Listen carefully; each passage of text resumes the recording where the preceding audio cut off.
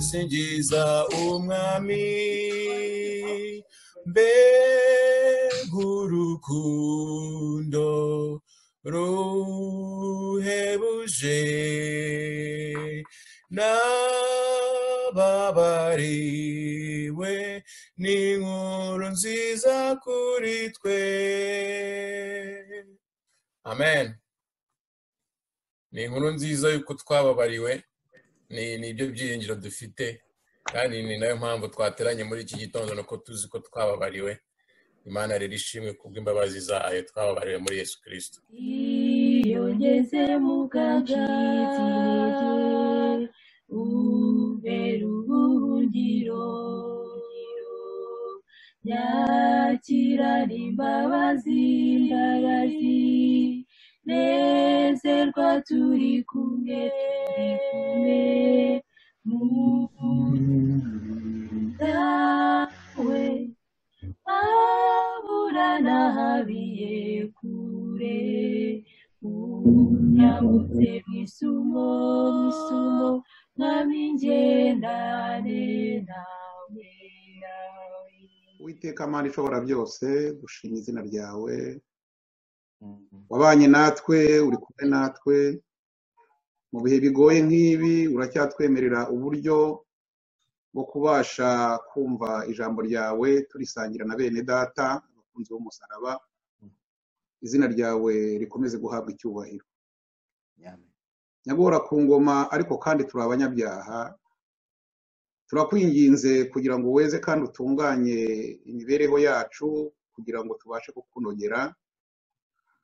Twambure Satani, kuko hato na hato tujya kure yawe, udushyire mu rumuri rwawe, utuvane mu mwijima, kugira ngo igihe cyose wagarukira utwijyanire wowe mu ijuru. Turagusaba rero imigisha utanga ku munsi w'isabato, kugira ngo cyane cyane udufashe kugira ngo dusobanukirwe neza ibyanditswe byawe, two kwivanga n'imico yacu hato na hato itaraturutse ku Mana, yaruturutse ku bantu. Maze databuja, nitumara gusobanukirwa kandi tuyobore n'Umwuka Wera, tuzabashe kuva mu mwijima tujye mu mucyo. Ukomeze kuduhira rero kandi uhire gahunda zose zigiye gukurikira, tubisenze twicishe bugufi mu izina rya Yesu Kristo. Amen. Dushime, twese tumushime, niwe watujuje n'Imana yacu, tumuhimbarize iyo neza nyinshi.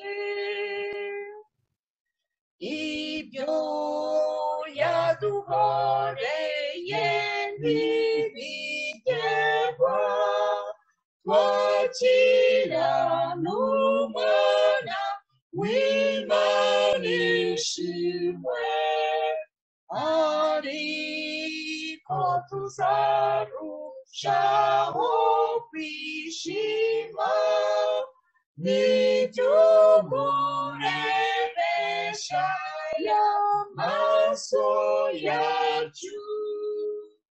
Dushime, dushime Yesu mwami wacu, dushime, dushime twese tumushime, niwe watujuje n'Imana yacu, tumuhimbarize iyo neza nyinshi. Isomo ryatanzwe n'umubwiriza riboneka muri Yohana igice cya 20 umurongo wa 17. Donc le verset préparé par le prédicateur en Jean chapitre 24, n'est-ce pas? 20 verset 17. Ouais. Donc Jean 20 verset 17. Aravuga ngo Yesu arababwira ati ntunkoreho kuko ntarazamuka ngo njye kwa data, ahubwo jya kubwira bene data yuko nzamutse ngiye kwa data ari we so, kandi ku mana yanjye ariyo mana yanyu. Ndasubiramo, Yesu aramubwira ati ntunkoreho kuko ntarazamuka ngo njye kwa data, ahubwo jya kubwira bene data yuko nzamutse ngiye kwa data ari we so, kandi ku mana yanjye ariyo mana yanyu. Ngira ngo ni isomo buri wese afite, bari bashyizeho mu gifaransa kuri taburo. Reka twicishe bugufi dusenga Imana. Nous allons prier. Uhoraho Mana idukunda, turagushimiye, izina ryawe ntihabwe icyubahiro. Tugushimiye urukundo udukunda rwatumye utanga Kristo igitambo kizima kugira ngo dukizwe twe nk'abanyabyaha, izina ryawe ntihabwe icyubahiro. Urwo rukundo wadukunze isi itararemwa nirwo na n'uyu munsi udukunda, kandi ukidukunze kudutegurira ibirushijeho byo kuzakubona ubwo uzaba ugarutse. Reka muri aka kanya twishyire imbere y'ubwiza bwawe, nubwo tudakiranuka tuzi neza ko ari wowe munyambabazi, tubarire gukiranirwa kose, twakire nk'abana bawe. Reka umutima wa buri wese uhugurire kwakira ijambo ryawe, ukure ku biriho hirya no hino bimukikije. Ubu Nyagasani duturize imbere yawe, vugire mu mugaragu wawe Pasiteri Mujyarugamba ugiye kukuvugira. Nuko Nyagasani, ubwo turabasha gukizanwa nawe, ugiye kwerekanwa, tuzanezezwe no kugusanganira. Ngaho ngwino ubane natwe, Mwuka wawe aze abane n'umutima wa buri wese ugiye kumva amagambo yawe, kugira Nyagasani ubwo ugiye kuvuga twemere kumva kandi utubashe no kumvira, tubyatse mu izina rya Yesu. Nous allons procéder à l'histoire des enfants. Et l'histoire des enfants d'aujourd'hui va nous être présentée par Oniel Nyonzima. Donc, les enfants sont invités à se présenter devant les caméras. Et puis, nous invitons Oniel de se présenter également pour donner l'histoire des enfants. Tugiye ku gitezo cy'abana, turasaba Oniel wagiteguye kwegera imbere, ndetse turasaba n'ababyeyi bari kumwe n'abana kubegereza za kamera kugira ngo abo bana bashobore gukurikira igitekerezo cy'abana. Murakoze.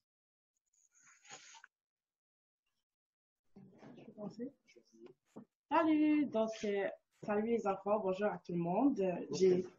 J'ai très hâte de vous revoir. Donc aujourd'hui, je vais vous raconter une courte histoire qui parle d'un homme qui était très sage. Donc l'homme était tellement sage que toute sa famille, tous ses amis venaient régulièrement le voir pour lui demander des conseils. Et c'est devenu que ces conseils étaient tellement des bons conseils que tout le village venait toujours chez lui pour, quand ils avaient des problèmes, lui demander des conseils. Donc un jour, le sage se rendit compte que c'est toujours les mêmes personnes qui reviennent, lui raconter les mêmes problèmes et il lui donne toujours les mêmes conseils. Donc là, face à ce problème, le sage décida de réunir tout le village ensemble. Donc, il réunissa le village et leur raconta une blague très très drôle.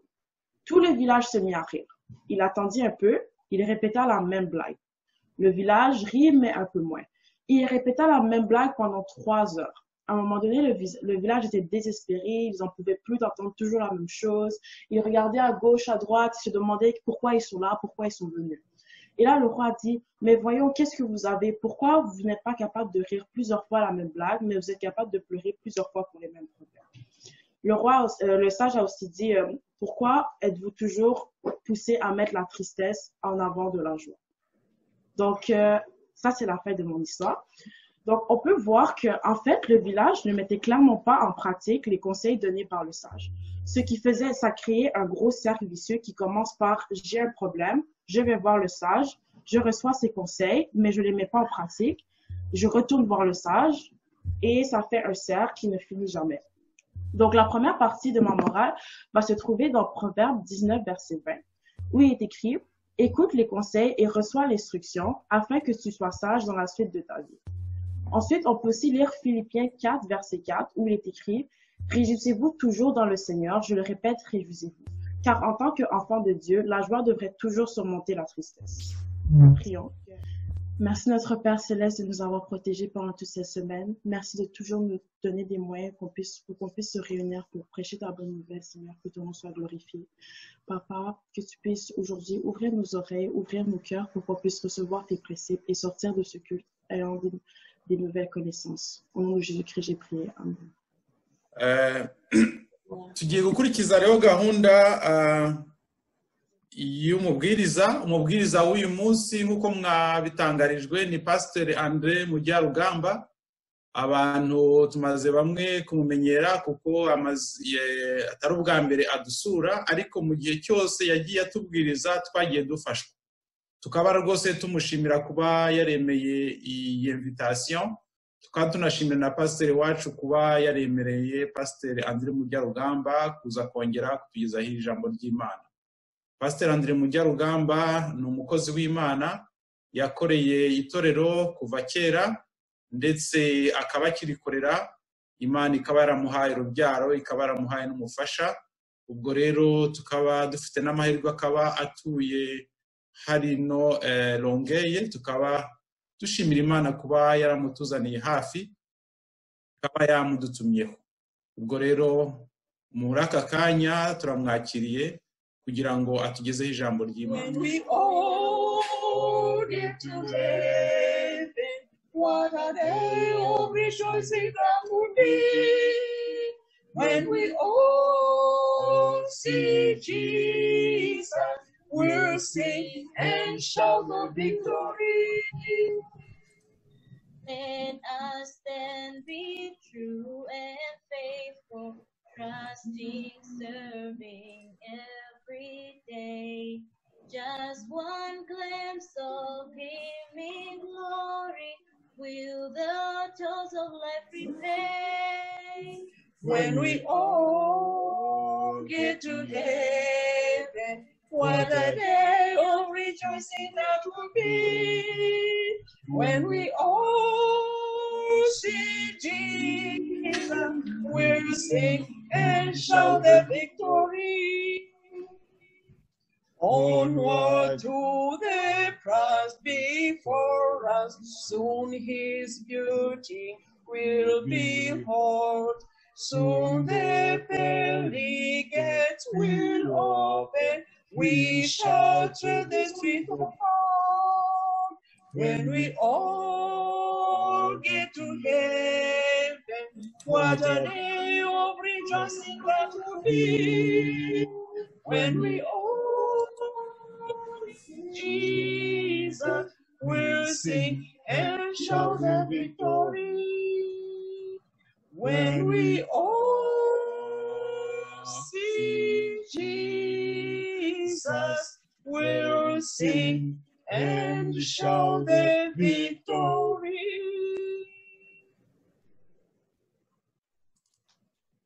Murakoze cyane, indirimbo ari nziza, Imana ibahe umugisha. Indirimbo ivuga ngo when we get to heaven we shall sing the victory. Nitugera mu ijuru tuzishima maze turirimbe insinzi. Murakoze cyane, ndakumva neza. Mbese mwebwe muranyumva? Turabumva rwose, turabumva neza. Imana ishimwe cyane. Ndashimiye cyane kubw'uyu mwanya mwiza Imana iduhaye. Donc je remercie Dieu pour ce bon moment que Dieu nous donne. Ndashimira na Pastor ku irembo wantumiye ngo mbashe kuganira namwe ku ijambo ry'Imana. Et je remercie aussi le pasteur d'Orembo qui m'a invité pour que je puisse partager la parole avec vous. Murambabarira mbere yuko twinjira mu cyigisho mbanze mvuga ijambo ritoya ku cyigisho cy'ishuje ku isabato kuko nashatse kuvuga ntibyakunda. Alors vous allez m'excuser pour que je puisse donner mon commentaire sur la leçon de l'école du sabbat de ce matin parce que j'ai voulu parler mais je n'ai pas pu avoir le micro. OK. Ariko mu nkundi nshimire n'abaririmbyi bamaze kuririmba umuryango wa Samuel, Imana ibahe umugisha. Donc aussi accepter que je puisse remercier la famille Samuel qui vient de chanter, que Dieu bénisse cette famille. Hari ijambo mwagiyeho impaka bagiyeho impaka mu ishuri ku isabato mu Kinyarwanda yerekeranye no kubeshya. Donc, byerekeranye no kubeshya kubeshya mensonge. Ok. Donc, c'est ça. À l'école du sabbat, nous avons discuté. Il y avait un sujet très intéressant concernant le mensonge, qui est une culture dans nos pays. Hari abashyigikiye yuko ari byiza kuko biba bitagendereye kugira uwo bihutaza cyangwa se bikomeretsa. Il y en a qui ont donc appuyé l'idée que c'est bon parce que ça n'a rien à voir, donc ça dérange personne. Abandi bavuga yuko atari byiza. Il y en a aussi qui ont dit que ce n'est pas bon parce que ce n'est pas bon. Ndabaha gusa agatekerezo gatoya maze mbaze ikibazo hanyuma umuntu yishakire igisubizo. Alors, je vais vous présenter une petite histoire et je vais vous demander à ce que vous puissiez méditer sur cette petite histoire, que chaque personne puisse méditer là-dessus. Twagiye gusaba umugeni. Un jour, nous sommes donc demandé le mariage à quelqu'un. Hanyuma umukwe mukuru avuga yuko umukobwa adahari. Alors, donc, la personne qui représentait la famille de la femme a dit que donc, le fiancé n'est pas là. Hanyuma hari umwana mutoya baramubaza bati karakana k'abakobwa baramubaza bati nyira nakarahari. Arabasubiza ati oui. Continue, va de là-bas. Donc, il y avait un petit enfant, on lui a demandé, est-ce que la fiancée est là? Nuko umwana amubwira ati ari hari arimo arambara arimo aritegura. Alors, le petit enfant a dit, non, elle est là, elle est en train de se préparer. Abantu bose bari baraho barasetse umuntu wese abura aho kwirwa. Donc, kubera yuko umwana yaravuze ukuri. Toutes les personnes qui ont ri parce que la personne, dans le fond, était là. Oui, c'est-à-dire l'enfant a démenti à ce que l'autre avait déjà menti.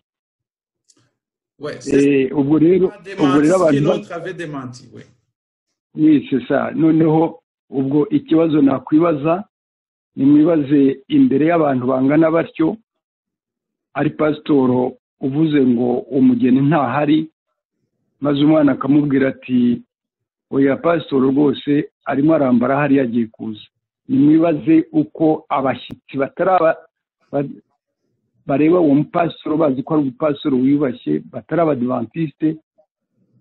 Ese uwo mupasitoro bamufata bati ese uwo mwana wumvise avuga ngo ntahari we yafata pasitoro ati? C'est ça, donc, imaginez si... Ouais. Allez-y. Imaginez si c'est un pasteur donc, qui donne ce mensonge, comment les gens vont considérer ce pasteur alors que c'est un pasteur. Imaginez les personnes qui ne sont pas des chrétiens, qui ont entendu le pasteur mentir, n'est-ce pas? Comment ils vont prendre donc, en considération ce que le pasteur a dit? Comment ils vont considérer ce pasteur? Uwo mwana wese yakumva yafata pasitoro ate yumvise pasitoro avuga ngo ntahari kandi amusize mu nzu? Alors comment la personne va donc penser à ce pasteur qui vient de mentir donc que la fille n'est pas là alors qu'il vient de la laisser dans la maison? Ijambo ry'Imana riravuga ngo twaba turya twaba tunywa tujye duhesha Imana icyubahiro. Donc, la parole de Dieu dit que nous soyons en train de manger, que nous soyons en train de boire, nous devons toujours donner gloire à l'Éternel. Ntabwo umuco ufite na gato ijambo imbere ya Bibiliya. Bibiliya niyo iprima. Donc, la culture n'a pas de place, n'a place du tout devant la Bible. C'est toujours la Bible. Donc, la culture ne devrait pas donc primer sur la Bible. C'est la Bible qui doit toujours primer. Murakoze cyane nakuntu nashaka kuvuga kuko tugomba guhesha icyubahiro mu mvugo yacu mu mirire no mu migendere no mu myambarire byose. Murakoze cyane. Merci beaucoup. Donc, je voulais souligner cela, que nous devons donc toujours prendre en considération la Bible avant tout. icyigisho tugiye kwiga kiravuga ngo uwiteka imana ikomeye ni data. Alors, la leçon d'aujourd'hui qui dit l'Éternel, notre Dieu puissant, c'est notre Dieu. Imana ikomeye, uwiteka imana ikomeye ni data. Donc, notre Dieu, notre Éternel tout-puissant, c'est notre Père. Nk'uko mushiki wacu amaze gusoma muri Yohana igice cya 20:17, Comme notre Yesu en aravuga ati, oui, Jean 20:17. Oui, donc Jean 20:17, oui. 20:17. Oui.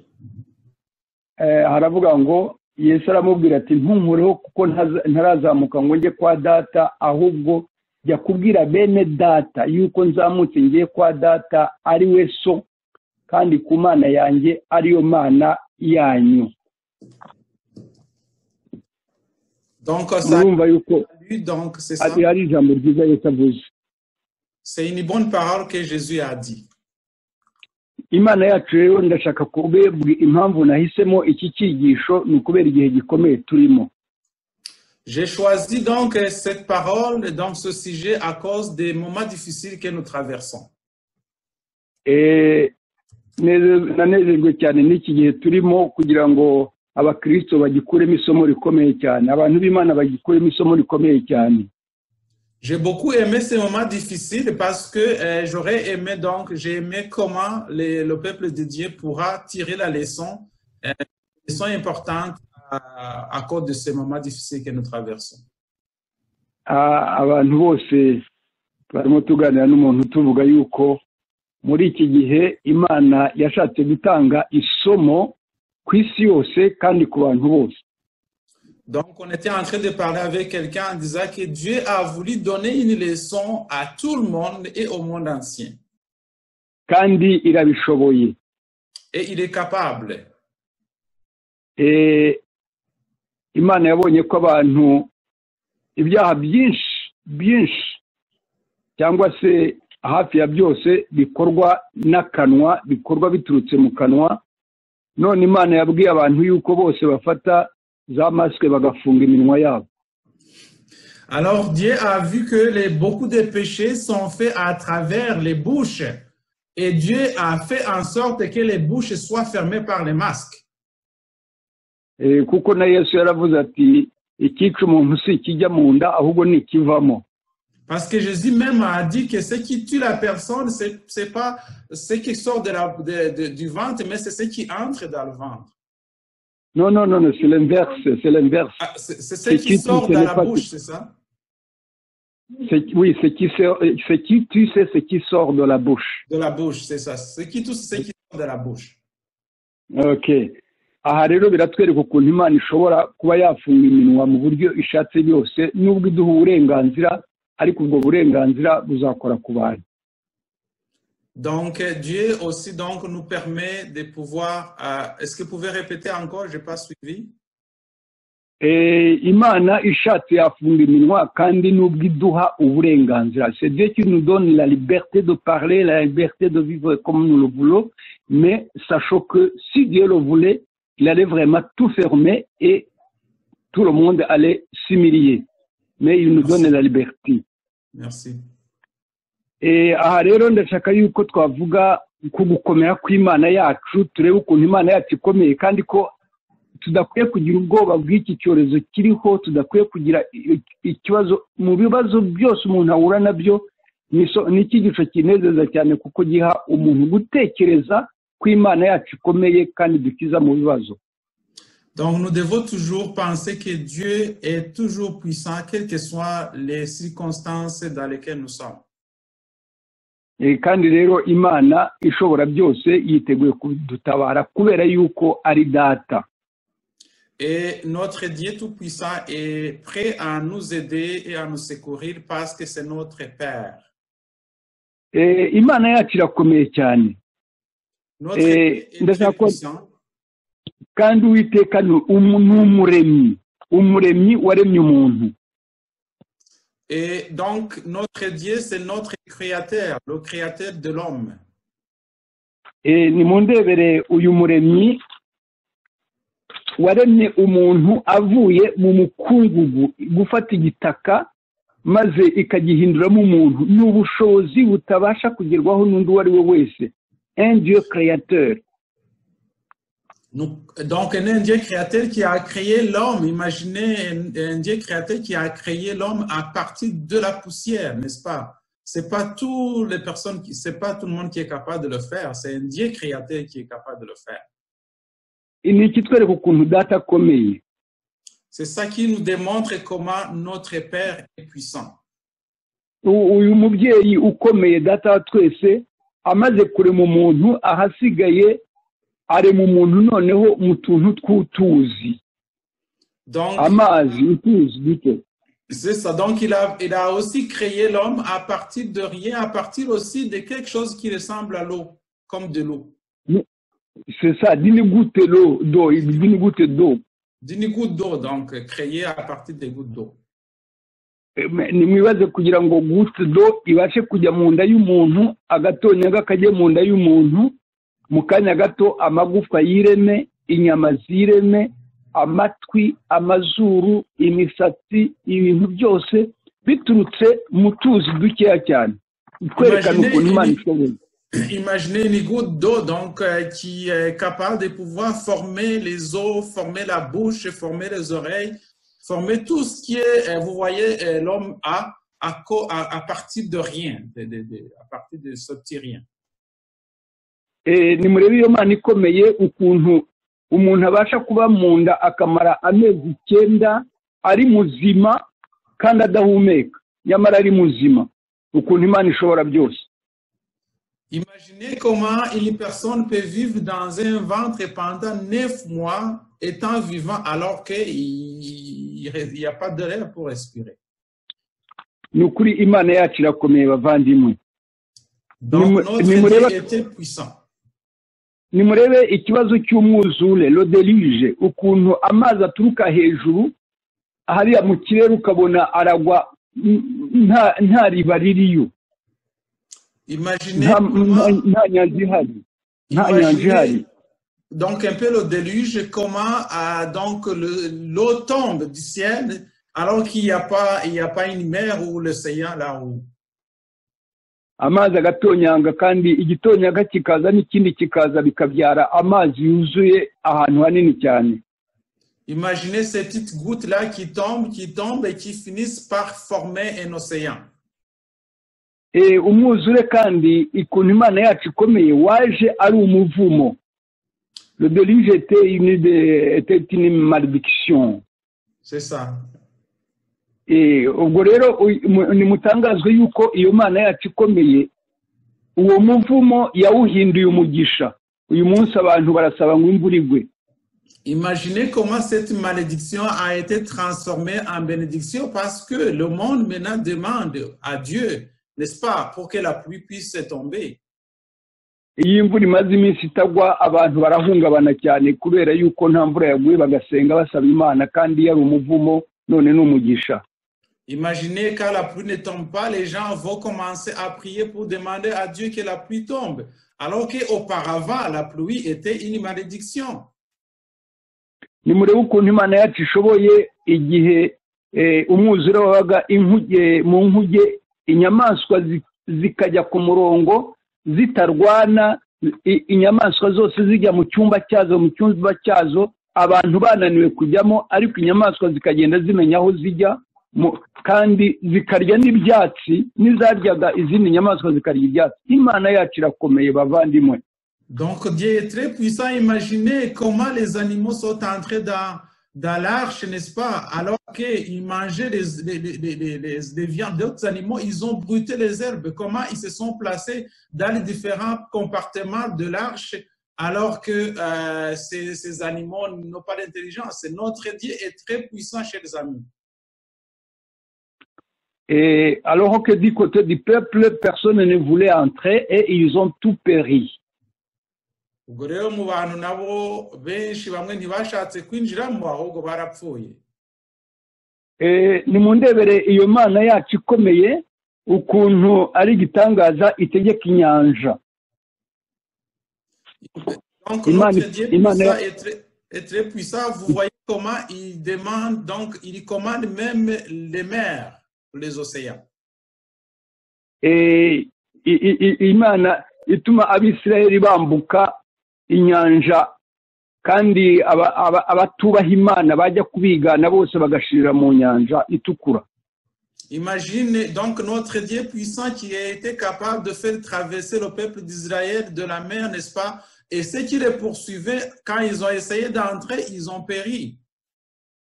Imana yashoboraga kubareka bakagenda hejuru y'amazi cyangwa se bimeze nk'aho hari iteme kandi nta teme yashyizeho cyangwa ikaba yaraciye uburyo bwose ishatse yakoresheje ubwo ishaka ariko yari ifite bwinshi ishoboye kwerekana yuko Imana yacu ishoboye kandi iyo Mana yitwa Data.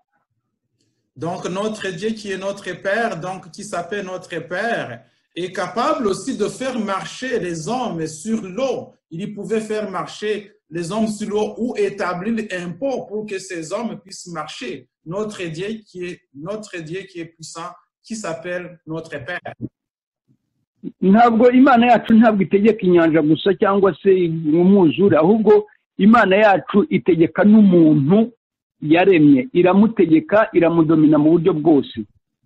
Donc notre Dieu ne domine pas seulement les choses qu'il a créées comme la mer et les océans, mais il domine sur l'homme. C'est lui qui a l'autorité suprême sur l'homme. Nimurebe ngo Imana iratuma Nebukadinezari ahinduka inyamaswa akajya mu ishyamba akamara imyaka 7 ari inyamaswa arya ibyatsi arisha nk'inka imvura igwa izuba riva ari inyamaswa mu nyamaswa. Imana ifite ubushobozi bwo kumugira inyamaswa no kumugarura akongera agahinduka umuntu. Donc ce Dieu-là qui a permis à Nebuchadnezzar d'être comme un animal, qui est allé brouter comme un animal et qui l'a fait revenir encore de l'animal, de l'état animal à l'état homme. Imana ifite ubushobozi. Ni mu ndebere umudamu washatse gusuzugura Imana yavuze ngo ntarebe inyuma mu karoti agahinduka inkingi y'umunyu. Ntabwo yapfuye gusa ahubwo yahindutse inkingi y'umunyu. Imana yamugize icyo ishaka kuko ari umuremyi. Imana ifite ubwo bushobozi, yamugize umunyu.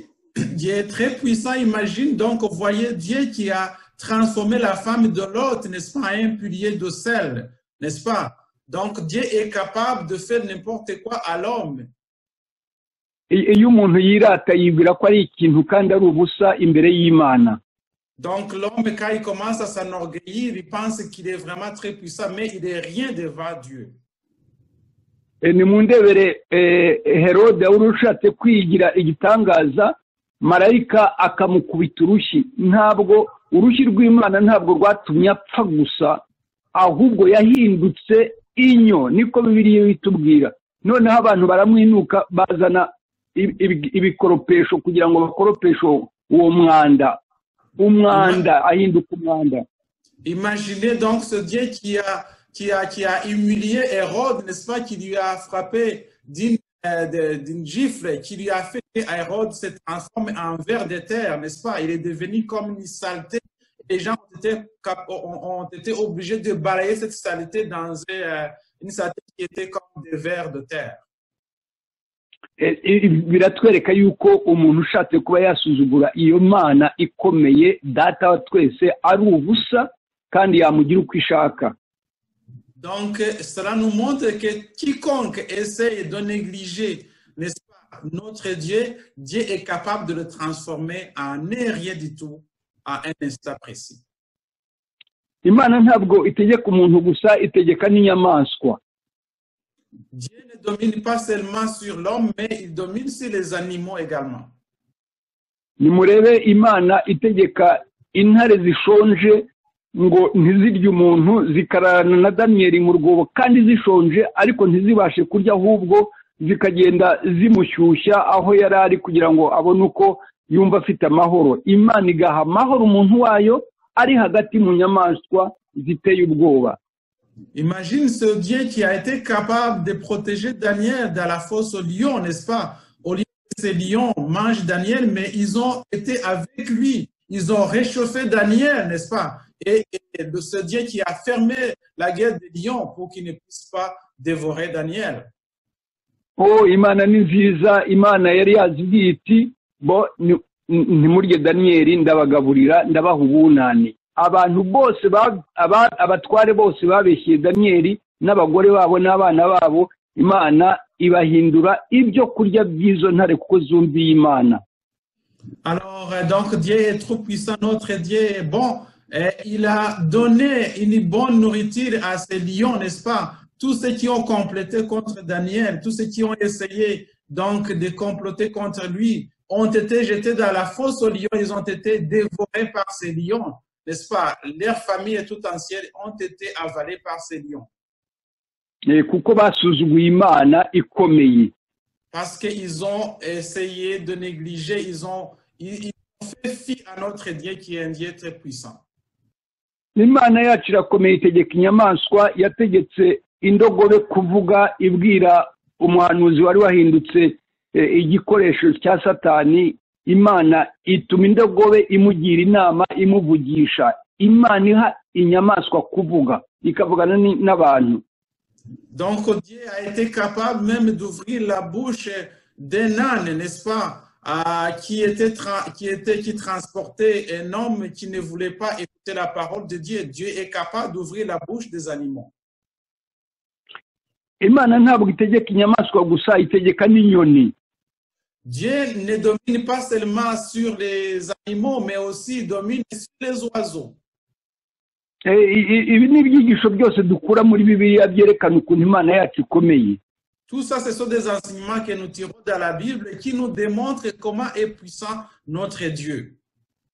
Nimundebere Imana ibwira ibyiyoni ngo bijye kugaburira Eliya igihe igihugu cyose inzara yari yakimaze, byo bikajya bishyira Eliya inyama, bikamushyira umugati, akarya akanywa, abandi bashonje, ariko ibyiyoni inyoni akaba arizo zigaburira umuntu kuko Imana yazitegetse. Ni igitangaza abana b'Imana. Alors vraiment c'est un miracle chez les enfants de Dieu, comment les oiseaux, n'est-ce pas, ont transporté la nourriture à Élie alors que le pays était affamé, tout le monde mourait de faim, mais Élie n'a pas eu de faim à cause que les oiseaux lui ont apporté la nourriture. Inyoni kuko zubaha Imana hamwe n'izindi nyamaswa zifite imyenda myiza Imana yazikoreye, imyenda igendanye n'igihe cy'itumba n'igihe cyo mu cyi. Ntabwo zikonja mu gihe cy'itumba, mu gihe cy'izuba ntabwo zishyuha cyane.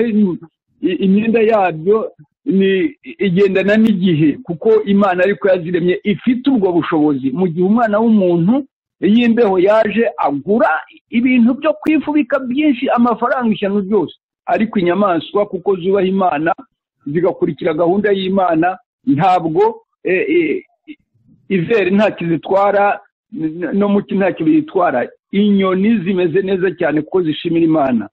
Oh, donc les oiseaux, n'est-ce pas, parce qu'ils louent l'Éternel, parce qu'ils acceptent la volonté de Dieu, Dieu les protège, Dieu leur donne des habits. Ils ne sont pas obligés d'acheter des habits d'hiver ni des habits d'été, parce qu'en hiver, ils ont des bons habits, ils sont couverts par des ailes, et en été aussi, ils sont habillés. Donc, ils ne sont pas obligés d'aller acheter des habits de saison parce qu'ils respectent Dieu. Dieu leur donne de quoi s'habiller. Nimundebere ukuntu Imana yacu ikomeye kuko zinaguruka zidafite moteri, ahubwo zikagenda mu kirere gusa. Imaginez comment Dieu est très puissant. Même ces oiseaux volent alors qu'ils n'ont même pas de moteur. Dieu leur donne des moteurs pour pouvoir voler dans les airs. Biranezeza cyane iyo ndebe inyoni ukuntu zibyuka mu gitondo kare ziririmba zisenga, kandi iyo zimaze gusenga, iyo zimaze kuririmba, ndashaka kubamenyesha ukuri kose yuko abana b'abantu bahindutse abagaragu b'inyoni kuko barahinga zikarya kuko Imana izikunda kandi izi yuko zishima zizi gushimisha Imana abantu bahindutse abagaragu b'inyoni. Et c'est merveilleux de voir comment les oiseaux, n'est-ce pas, le matin, ils chantent pour Dieu. De cette façon-là, le fait qu'ils louent Dieu chaque matin, ça fait en sorte que maintenant les hommes sont devenus comme des serviteurs des oiseaux. Parce que quand les hommes cultivent des champs, les oiseaux vont récolter alors qu'ils vont travailler. Mugeze ahantu bahinga imiceri mukareba ukuntu inyoni ziza kurya mwatangara mukumva ko Imana rwose izigaburira kandi nazo zikanezerwa zigahimbaza Imana. Donc si vous arrivez à des endroits où on cultive le riz, vous allez vous étonner comment les oiseaux vont ramasser le riz que les hommes ont pris du temps à cultiver, n'est-ce pas? Alors vous voyez comment Dieu nourrit ces oiseaux-là, n'est-ce pas, à partir du travail des hommes. Imana ntabwo itegeka inyoni gusa itegeka n'amafi. Oh, Dieu ne domine pas seulement sur les oiseaux, mais il domine aussi les poissons. Nimurebe ukuntu Imana yategetse ifi kujya gufata Yona akamara iminsi 3 mu nda y'ifi adahumeka nyamara ari muzima kandi igifu cy'ifi ntikimusye ahubwo Imana ikamubwira ngo umujyane umugeze ku nkombe y'ininiwe. Imagine comment Dieu a mis dans le ventre d'un poisson Jonas qui a passé 3 jours dans le ventre d'un poisson sans respirer. Il n'a pas été écrasé, n'est-ce pas, par le vent de ce poisson. Et jusqu'à ce qu'il y a transporté jusqu'à Ninive. Imana yacu rwose irakomeye itegeka n'amafi. Nimundebere igitangaza hari abantu ndabivugira yuko Imana yacu ifite ubushobozi bwo kudutabara mu bibazo. Donc iryo jambo neza rwose. Je suis en train donc d'insister comment Dieu est capable de nous aider et de nous secourir dans cette situation difficile. Donc c'est pour cela que j'insiste sur la puissance de notre Dieu qui est notre Père. Nimundebere hari abantu bagira ibibazo byo kuriha amazu, hari abantu bagira ibibazo byo gutanga amafaranga yo kugura iki ariko iyo wamaze kwiyegurira Imana ndakubwiza ukuri inyamaswa zifite uburyo ari banke y'Imana. Urugero mwibuke Yesu abwira Petero ati genda nugera ku ruzi hari ufate ifi ya mbere uri bufate uyasamure ukuremo amafaranga maze amwe uyatange ku musoro wawe andi uyatange ku musoro wanjye. Amafaranga akava mu nda y'ifi ari ibyuma biri mu nda y'ifi, ifi ari nzima ikazana amafaranga ikayaha Petero ngo ajye gusora. Kuki utekereza ko wita gusorera cyangwa ngo ikurihire n'ibindi bibazo byose? Oh, donc imaginez, chers amis, comment Dieu est puissant. Il y en a qui ne sont pas capables, il y a des personnes qui sont peut-être ici qui ne sont pas capables de payer les loyers. Mais imaginez, écoutez comment Jésus a demandé à Pierre de pouvoir aller chercher un poisson. Et dans la bouche du poisson, il a sorti de l'argent. N'est-ce pas? Dieu est capable de nous donner l'argent, même quand nous mettons à sa volonté, quand nous l'acceptons. Dieu est capable aussi de nous donner ce dont nous avons besoin. Imana itegeka n'umuriro. Dieu aussi domine sur le feu. Il domine le feu. Nimundebere igihe ari mu gihugu cyaka kidashya igihe yavuganaga na Mose. Regardez quand il était avec Moïse sur le poisson donc qui ne se consumait pas. Oui, c'était un boisseau qui brûlait mais qui ne se consumait pas, ouais. C'est ça. Nimundebere ukuntu mu itanura ry'umuriro Imana yahagaritse umuriro waka ugatwika bari hanze bajugunya abantu mu muriro bo bagapfa ariko abari mu muriro bakatemberamo baririmba baganira n'umukiza wacu. Alléluia. Alléluia. Donc imaginez comment Dieu a sauvé donc les compagnons de Daniel, n'est-ce pas, alors qu'on les jetait dans le feu, dans la fournaise, et comment Dieu a protégé donc ces personnes de feu, alors que le feu était immense, mais ils ont été protégés. Abari muri Amerika no muri Canada ndibuka ko no mu Buraya mubasha kubyumva neza kubera yuko oui, allez-y. Ceux qui sont aux États-Unis, au Canada, vous pouvez bien écouter, bien comprendre. Kuko iyo tubona izuba ryaka n'imbaraga nyinshi cyane ariko imbeho ikabigera muri 20 40 ni ibintu bidasobanutse habe na gatoya. Alors au Canada, aux États-Unis, nous pouvons comprendre quand nous voyons comment le soleil brille, n'est-ce pas, avec force, alors que nous sommes en train de nous retrouver dans les moins 20, moins 30. C'est quelque chose de très étonnant, n'est-ce pas? Ni ukuvuga rero yuko n'umuriro ubasha kwaka kandi ntutwike nk'uko n'izuba ryaka kandi ntirishyuhe. Donc ça veut dire qu'aussi on peut avoir un feu donc qui est là mais qui ne va pas brûler comme nous voyons le soleil, n'est-ce pas, qui brille, n'est-ce pas, en haut, alors que nous avons froid sur terre. Muzi y'izuba rivuye mu ki ukuntu riba ryaka ibintu byose hari n'imisozi ishya kubera izuba. Quand vous voyez comment le soleil, n'est-ce pas, brille des choses en été, n'est-ce pas? Même les montagnes sont brûlées en été à cause du soleil. Ni ikitwereka ko Imana ifite ubushobozi no ku muriro. C'est pour nous démontrer que Dieu domine aussi sur le feu. Reka turebe ukuntu abasirikare bagiye gutera Elisa bageriwe bagahuma amaso Elisa akaba ari we ubayobora kandi bafite intwaro nyinshi cyane. Oh, regardez comment les militaires ou les soldats sont allés attaquer Élie. Alors quand ils sont arrivés à Élie, c'est Élie lui-même maintenant qui les a dirigés, n'est-ce pas, alors qu'ils allaient l'attaquer. Ni kitwereka ukuntu Imana ishobora byose, ishobora kugukiza muri circonstances zarizo zose. C'est pour nous démontrer comment Dieu peut nous secourir dans toutes les circonstances. Nimundebere ikindi kitunezeza cyane, nimundebere abisirayeli bari mu butayu. Oh, ce qui est encore merveilleux, regardez comment les enfants d'Israël, alors qu'ils étaient dans le désert.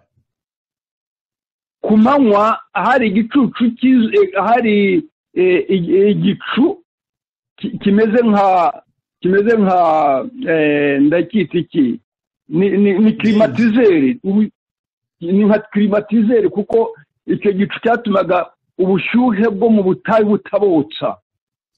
Oh, donc dans la journée, il y avait une colonne de nuée, n'est-ce pas, que je peux considérer comme le climatiseur, n'est-ce pas, qui faisait en sorte que les enfants d'Israël ne soient pas brûlés pendant le désert, pendant la journée. Kandi nijoro hakaza inkingi y'umuriro imeze nka electricité, maze nimubaze ukuntu Imana yari ikize electricité imbere yabo bicaye aho ngaho bareba ijoro ryose nta uri mu mwijima. Mais le soir, n'est-ce pas, ils transformaient ça en électricité. Imagine ces personnes-là qui voyaient les lumières, n'est-ce pas, l'électricité, alors que c'était la nuit. Oh no, bavandimwe dufite Imana ikomeye cyane. Oh, chers frères et sœurs, nous avons un Dieu puissant. Ifite ubushobozi bw'uburyo bwose. Il a tous les moyens, toute la puissance possible. Nimundebere abantu bambaye imyenda imyaka 40 idasaza. Imaginez les gens qui ont eu des habits pendant 40 sans que ces habits ne soient désuets, ne soient pas déchirés. Ne soient pas usés, c'est ça, c'est la bonne. Nimundebere ukuntu abari bakiri bato iyo myenda yakuranaga nabo. Imaginez comment les gens qui étaient encore petits, comment ces habits, au fur et à mesure que ces personnes grandissaient, mais ces habits aussi s'ajustaient à leur taille. Abantu bagira ngo nibitangaze, ntimuzi se ko na Yesu ariko umwenda we wari umeze bagashaka naho uteranije bakahabura. Imana ni igitangaza. Les gens pensent que c'est des miracles, mais savez-vous que aussi c'est comme ça que l'habit de Jésus était fait. Il grandit, au fur et à mesure qu'il grandissait, son habit. Bana b'Imana ndashaka kubamenyesha neza yuko umwami wacu Imana yacu ikomeye. Nimwibaze ukuntu Yesu umukiza wacu ahagarara imbere y'umurambo umaze iminsi ine mu gituro mu ijwi rimwe gusa guhamagara rimwe gusa, Lazaro kanguka. Umuntu umaze iminsi ine yarapfuye akazuka.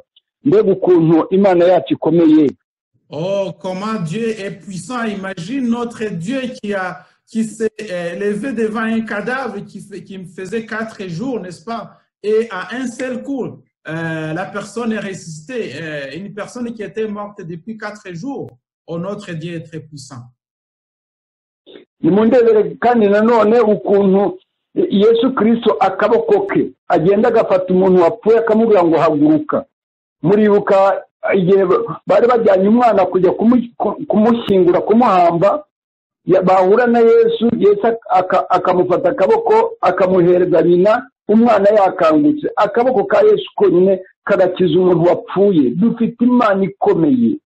Nous avons un Dieu puissant, un seul maître de Jésus qui a attrapé l'enfant, un enfant mort, n'est-ce pas, a été capable de ressusciter une jeune fille, n'est-ce pas? Et cette jeune fille a été donnée à sa mère vivante. Oh, nukuri Imana yacu irakomeye. Oh, nous avons un Dieu puissant. Bavandimwe rero, iyo Mana ikomeye, ndashaka kubabwira amagambo akomeye cyane dusoma mu wifuzwa ibihe byose kuri page 454. Donc il va vous lire un texte qui se trouve dans le texte wifuzwa ibihe byose à la page 400 combien, pasteur? 454. C'est le livre. Oui, c'est le livre de Jésus-Christ. Jésus-Christ, page 454. Bon, 454, peut-être c'est en Kinyarwanda, peut-être en français sur autre page. Hein? Probablement c'est ça. Vous allez lire en Kinyarwanda, on va résumer un peu, pasteur. Ok, baravuga bati n'amagambo meza cyane akomera avuga ngo bibabaza Imana iyo ibona abantu bayo biha agaciro gake. Donc Dieu est vraiment triste quand il voit que les hommes se donnent une petite valeur. Se valorise peu. Oui. Imana yifuza ko abaragwa bayo biha agaciro kangana n'ikiguzi cyatanzwe ku bwabo. Donc Dieu voudrait que les hommes se considèrent, se donnent une valeur aussi grande que le prix que Dieu a payé sur la croix. Nimwibaze niba Yesu yaratanze ubugingo bwe ukuntu Imana kubera wowe, mbese koko Imana igufata ite iguha agaciro kangana iki? Imagine Dieu qui a donné son fils sur la croix, c'est un prix très important. Alors, c'est quelle valeur te donne par rapport à ça?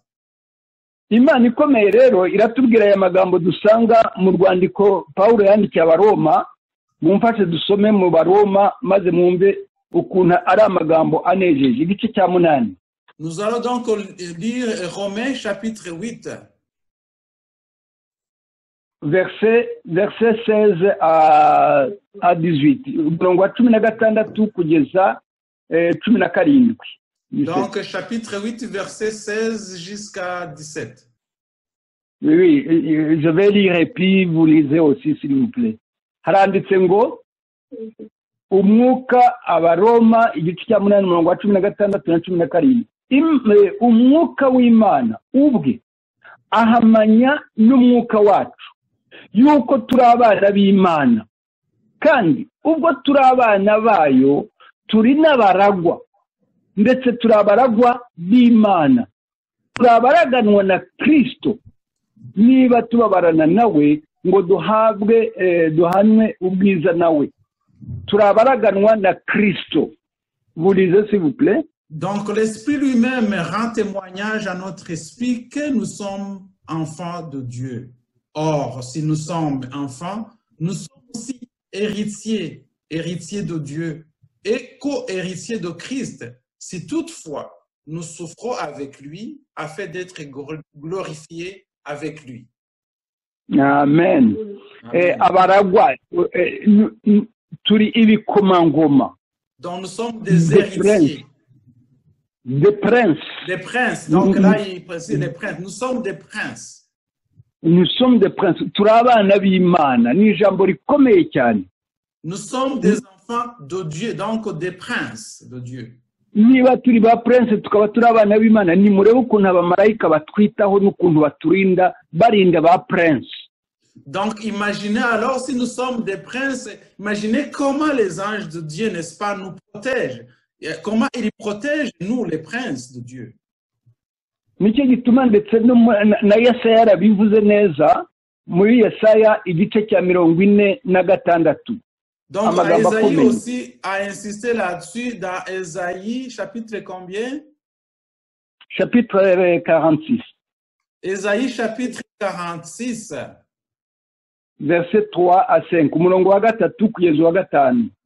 Donc, 46, verset 3 à 5. 46, verset 3 à 5. Ngiye gusoma mwumve ukuntu iyo Mana iduhagarantu. Donc, oui. Allez-y. Je vais lire pour que vous puissiez comprendre comment Dieu nous donne cette garantie. Je vais lire. Nimunyumve mu nzu ya Yakobo mwe, namwe abarokotse bo mu nzu ya Isirayeli mwese mwe. Abo nahetse mukiri mu nda, narabahetse, Imana iraduheka kuko turi abana bayo. Nkabaterura mukivuka, nkabageza mu zabukuru.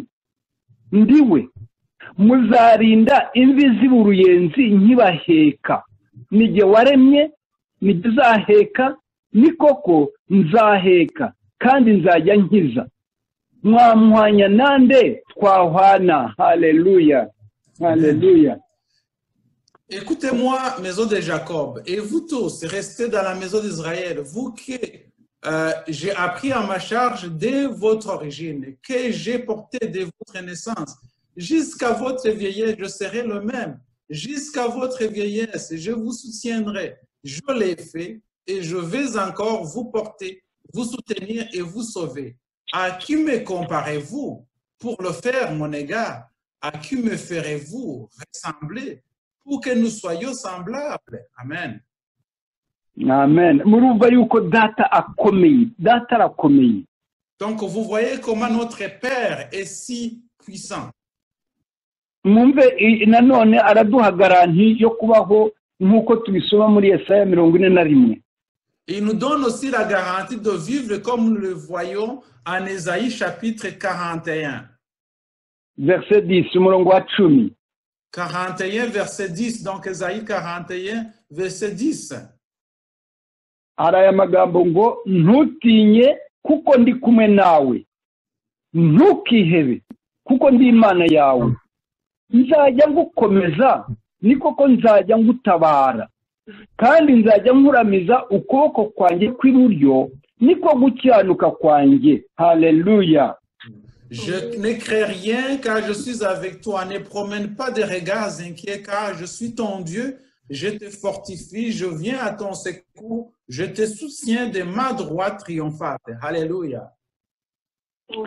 Ahangaha rero ndashaka kubabwira yuko igituma abantu badasobanukirwa neza n'ayo mahirwe dufite nabaha urugero rw'umuntu wari urwaye. Donc, le fait que les gens ne comprennent pas vraiment cette chance que nous avons, je vais juste vous donner une illustration d'une personne qui était malade. Yari afite ikibazo cyo mu mutwe. Il avait un problème mental, cette personne-là. Maze umuganga b'abapsikologe abafasha mu ndwara zo mu mutwe noneho baramubwira bamugira inama yatinyaga inkoko cyane azi ko inkoko yamurya kubera ubwo burwayi bwe.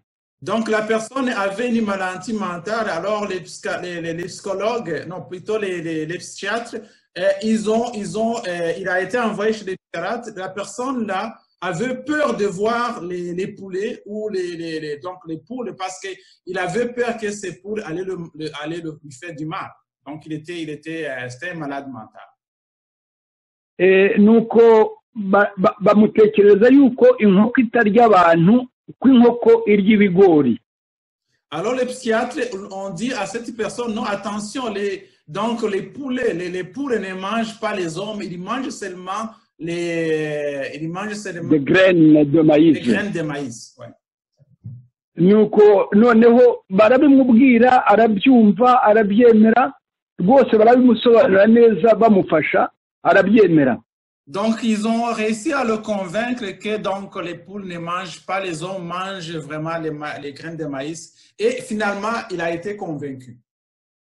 Yabaye convaincu ariko ntabwo yabyemeye. Oh, donc il a été convaincu, mais il n'a pas accepté ça. Donc, il n'a pas pu...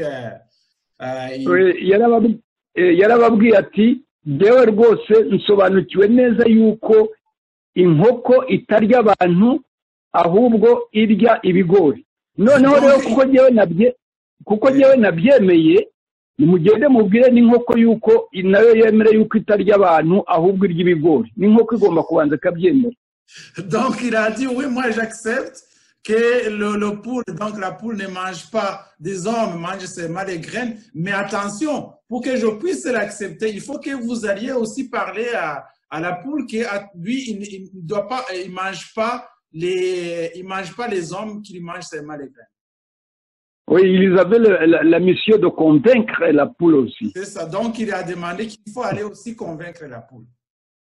Nuko rero ubwo natwe niko tumeze kuko batubwira ko Imana yacu ikomeye tukabyemera ngo irakomeye ariko tugasa naho tuvuga ngo nimugende mubwire rero n'Imana ngo nayo yumve yuko ikomeye yuko iturinda.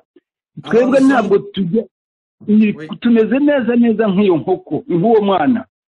Donc nous sommes comme cette personne qui était malade, donc qui demandait à ce qu'on aille convaincre la poule. Nous aussi, on nous dit que notre Dieu est puissant, mais nous voulons qu'on aille convaincre Dieu pour qu'il puisse donc aussi savoir qu'il est puissant. Bon, ngiye gusoza, reka dusoze ariko dusomera isomo ryo muri Mateyo igice cya 6. Je vais bientôt terminer, j'aimerais terminer en lisant Matthieu chapitre 6. Turasoma umurongo wa 31 na 32. Okay, 31 kugeza 33. Matthieu chapitre 6 verset 31 jusqu'à 36. Haranditse ngo ntimukiganyire mugira ngo tuzarya iki cyangwa ngo tuzanywa iki cyangwa ngo tuzambara iki kuko ibyo byose abapagani babishaka. Kuri abapagani barabishaka namwe mukiganya baraganya namwe mukaganya. Noneho dukomeze kuko ibyo byose abapagani babishaka kandi so mu ijuru azi ko mubikwiriye byose ahubwo mubanze mushake ubwami bw'Imana no gukiranuka kwayo nibwo ibyo byose muzabyongererwa. Haleluya. Amen. Ne vous inquiétez donc point et ne dites pas que mangerons-nous, que boirons-nous, de quoi serons-nous vêtus? Car toutes ces choses, ce sont les païens qui les recherchent. Votre Père céleste sait que vous en avez besoin. Cherchez premièrement le royaume et la justice de Dieu, et toutes ces choses vous seront données par-dessus. Alléluia. Amen. Nimwibaze twebwe abapagani barataka, abapagani barimo bararira ngo coronavirus ngo yamaze abantu abiki ibintu byose inzara abantu bararya iki. Imana yacu igaburira abantu, yohereza ibisiga bikatugaburira, yohereza imyenda tukamba. Imana yacu yiteguye kudukorera ibitangaza bikomeye. Donc imaginez, les païens sont en train de crier, ils sont en train de crier coronavirus, ils sont en train de crier de faim, ils sont en train de crier. Mais nous, en tant que chrétiens, n'est-ce pas, Dieu nous dit, ne nous pas inquiéter, nous ne devons pas crier comme ces personnes-là, parce que nous avons un Dieu qui est capable de nous aider. Mbese niba abapagani bavuza induru bagataka natwe tugataka tuzaba dutandukaniye hehe? Mbese data yaratwibagiwe cyangwa ntashobora byose? Et si les païens crient et nous aussi nous crions, alors nous, est-ce que nous pensons que vraiment Dieu nous a oubliés alors que nous sommes des enfants de Dieu? Ah oui, quelle est la différence entre enfants de Dieu et les païens? Abana b'Imana nabo muntu bitandukano riri nicyo nshaka gutsindagiriza. Turi abana b'Imana. Il veut insister que, alors, c'est quoi la différence entre nous, les enfants de Dieu, et les païens, alors? Il veut insister là-dessus. niba abatari abana b'Imana barira natwe turire kandi tuzi ko dufite Imana ikomeye. Et si les païens, n'est-ce pas, qui ne sont pas des enfants de Dieu, sont en train de pleurer, est-ce que nous devions aussi pleurer comme si nous n'avions pas notre Dieu? Imana iti ni jye wabahetse mukiri bato kurinda mungana gutya nzabaheka kandi iracyaduha garanti. Dieu nous donne toujours la garantie. Il a dit, je vous ai transporté depuis que vous êtes des petits et je continue à le faire. Et il nous donne cette garantie.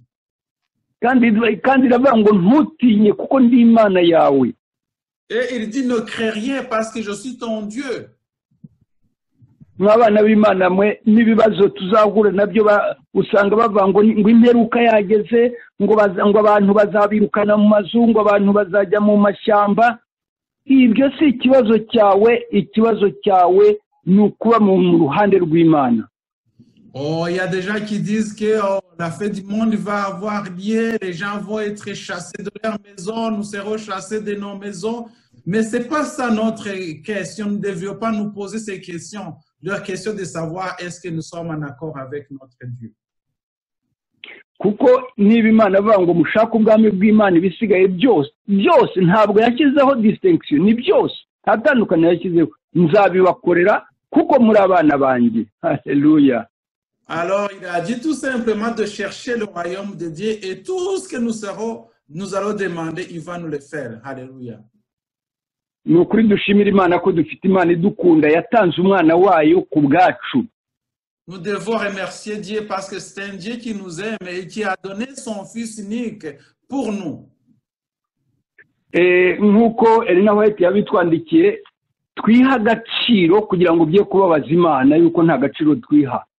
Comme Ellen White a écrit, nous devons nous donner la valeur parce que ça afflige Dieu quand nous ne nous donnons pas la valeur qu'il nous a donnée. Niba Imana yaratanze umwana wayo agapfa ku bwacu ni ukuvuga ko dufite agaciro gakomeye cyane imbere y'Imana.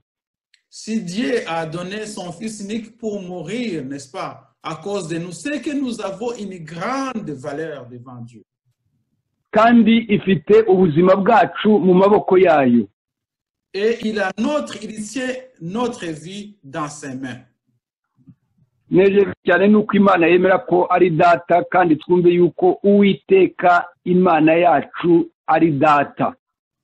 Oh, je suis très heureux de savoir que nous avons appris que notre Dieu est notre Père et notre Père, et je suis heureux que aussi vous ayez compris que Dieu est votre Père.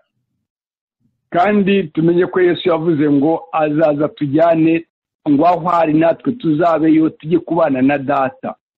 Et il a promis qu'il va venir nous chercher, afin que là où il est, nous y soyons aussi.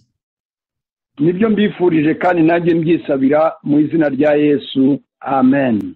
C'était ça ma prière pour moi et pour vous, au nom de Jésus. Amen. Amen. Mureke dusenga Imana. Data wa twese udukunda utuye mu bwami bwo mu ijuru. Mana nzima, Mana nyamana, Mana ishobora byose, Mana ikomeye. Ijambo ryawe ritweretse gukomera kwawe muri domene zose, mu nguni zose, ukuntu utegeka ibintu byose biriho. Mbega ngo umwana w'umuntu arahinduka inkingi y'umunyu. Mbega ngo umuntu wigize kagarara w'igitangaza arajya mu ishyamba akarisha nk'inka agahinduka ubusa. Mbega ngo uramukubita urushyi agahinduka umwanda bagafata imyeyo bagakubura. Urakomeye nta muntu ukwiye kwigira igihangange imbere yawe kuko ari ubusa. Utweretse ukuntu utegeka inyamaswa, utweretse ukuntu utegeka iyi si, amafi. Nta kintu udategeka Mwami kuko byose niwe wabiremye. Ariko hirya y'ibyo byose par-dessus tout uduha agaciro gakomeye ko kwitwa abana bawe. Mbega kwitwa abana b'Imana, abantu kuri iyi si banezezwa no kwitwa abana b'abakomeye. Umwana wa minisitiri, umwana wa depite, umwana wa gavana, twebwe turi abana b'Imana. Haleluya. Turabigushimiye Mwami Imana. Ndakwinginze ngo uduhe kugira ngo bijye mu ntekerezo byacu, tubyiyumvemo, tubisobanukirwe, tugukunde. Ibyo wadukoreye byose witeguye no kudukorera n'ibindi birenzeho, kuko warabisezeranye, kandi icyo usezeranye uragisohoza. Mwami Imana, wadusezeraniye kuturinda kandi waraturinze. Aba bantu bose bumva ubu butumwa bari hirya no hino, buri wese abasha gutanga ubuhamya butangaje bw'ibyo wamukoreye. None se abari muri Amerika, abari mu Buraya, abari hano muri Canada, n'abari muri Afurika hirya hino, mbese ntabwo wabashyize mu ndege ukabazana ukabageza hano, ukabageza aho bari? Ninde wari uzi yuko yabasha kuguruka muri kiriya kintu? Ndebera agaciro waduhaye. Ndagusaba rero nk'uko ijambo ryawe riduha, dusubize amaso inyuma, turebe ibyo wadukoreye, tumenye neza yuko dufite asiranse y'ibyo dukorera ubu n'ibyo uzadukorera ejo. Ijambo ryawe riduhaye inama nziza itangaje, ngo ntimugatake nk'abapagani, ntimukavunike nk'abapagani, ariko niba ari ibyo ngibyo, ngo dushake ubwami bw'Imana. Kwitandukanya n'abapagani ni ukutarya nkabo, ni ukutanywa nkabo, ni ukutavuga nkabo, ni ukutambara nkabo, ni ugushyiramo itandukaniro, bakamenya ko turi ba prince. Haleluya! Turi ibikomangoma, turi abana b'Imana. Tubashije kugira ngo twiyumvemo ako gaciro, maze twe gupfusha agaciro kacu ubusa, ahubwo twumve ko biri bitanga imbere yawe, kudukunda kuko watanze umwana wawe ku bwacu, kandi bidatinze ukaba ugiye kuza kutujyana ngo ahuri nawe tuzabane. Ndebera uramutse uje ugasanga naka na naka ntibiteguye, kandi uje kubajyana ngo ahuri nabo bawe, ndakwingize ntibikatubeho, ntibikabe kuri aba bana bawe. Tubashije kukwitegura no kuzakubona. Ukomeze guhira Mwami abana bawe bari ku murongo, bumvise ubu butumwa, kugira ngo bafate imbaraga, banezezwe no kwitwara nk'uko Imana ishaka, kugira ngo Imana izabatware itujyane aho iri, natwe tubane nawe ubuziraherezo. Turabigusabye, turabigushimiye. Urakoze Data, tubisenze mu izina rya Yesu Kristo Umwami wacu. Amen. Amen.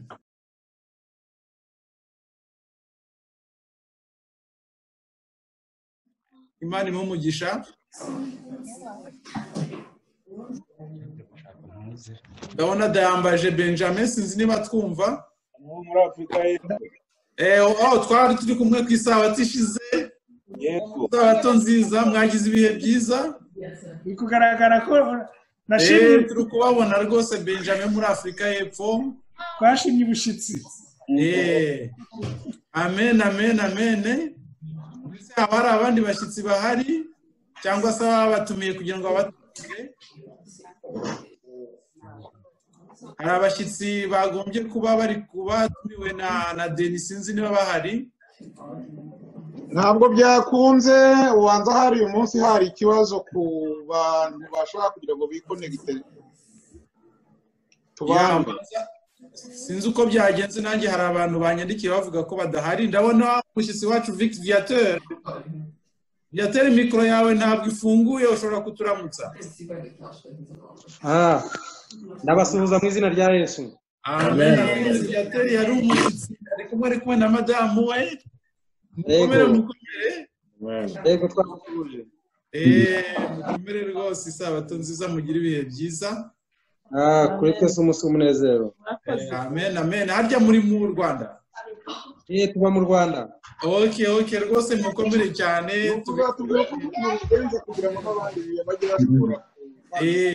Ni ukuvuga rero, ni ukuberekera ukuntu abantu mwe mwabishoboye, kuko abari mu Rwanda birabananira. Nakomera. Byiza cyane Viateur kuba wongeye kugaruka guterana natwe. Ni byiza, nanjye narabakunze cyane. Sawa, ni karibu. Asuhuza na Michel nawe nasanze muzi, ndamusuhuza aho ari, amenye ko ndimo musuhuza. Michel nta kintu Imana Viateur ngo yarakumenye. Yego. Sabato nziza. Kuri twese. Viateur, dusurize madamu, duherukana kera, dusurize madamu cyane. Arimo arasuhuza. Bakiriye. Yego, mukomere kandi. Mwaramutse. Nziza. Mukomere. Twiburije. Sarawo arakomeye. Mukomere nawe. Sarawo. Ya mukomere mukecuru mukomere. Arakomeye. Hari witwa Jean Louis ntawe nashoboye kumenya uwo ari we. Jean Louis ashobora kutwibwira. Niho Jean Louis.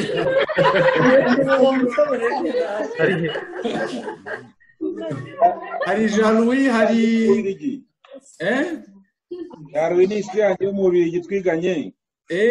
Okay. Nakomere nto twamubonye. Yagiye. Ari kubasuhuza mukomere. Mukomere Jean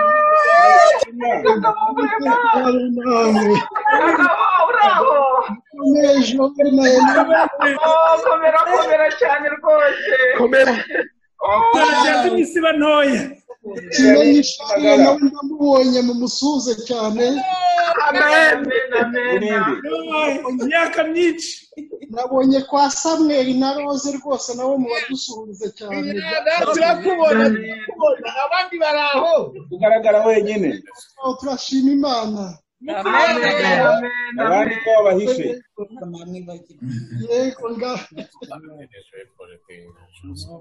Yego rwose. Akoze Jean Louis, hari abandi, hari Muhire aracyahari.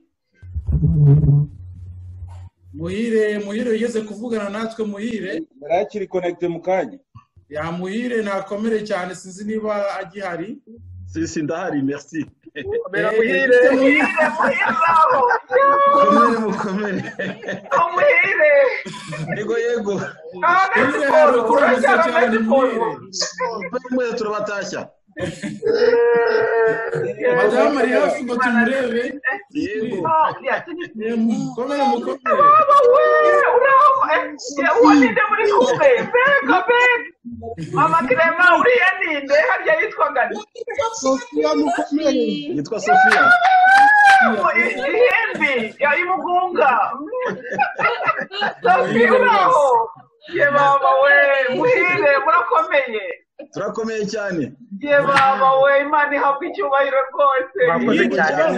Murakoze cyane rwose. Muraho. Bravo rwose.